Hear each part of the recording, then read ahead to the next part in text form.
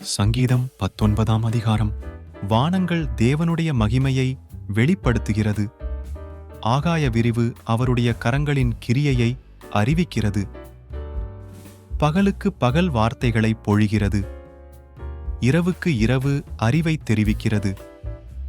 அவைகளுக்கு பேச்சுமில்லை, வார்த்தையுமில்லை, அவைகளின் சத்தம் கேட்கப்படுவதுமில்லை.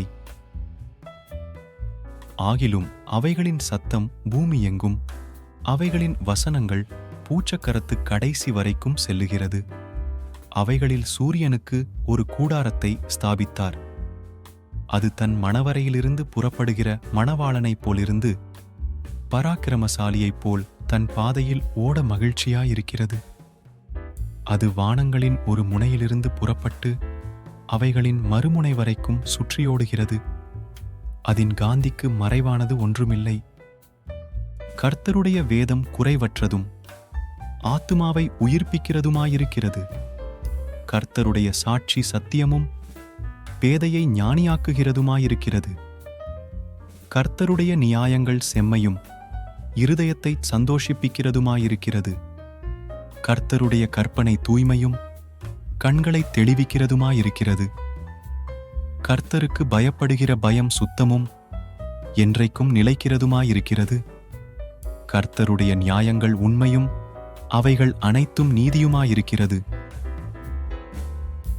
அவைகள் பொன்னிலும் மிகுந்த பசும் பொன்னிலும் விரும்பப்படத்தக்கதும் தேனிலும் தேன் கூட்டிலிருந்து ஒழுகும் தெளிதேனிலும் மதுரமுள்ளதுமாயிருக்கிறது.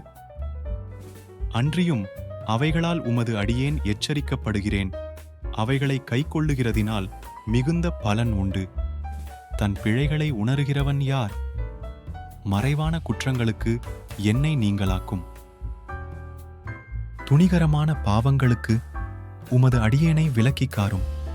அவைகள் என்னை ஆண்டு கொள்ள ஒட்டாதிரும். அப்பொழுது நான் உத்தமனாகி பெரும் பாதகத்துக்கு நீங்களாயிருப்பேன். என் கன்மலையும் என் மீட்பருமாகிய கர்த்தாவே, என் வாயின் வார்த்தைகளும் என் இருதயத்தின் தியானமும் உமது சமூகத்தில் பிரீதியாயிருப்பதாக.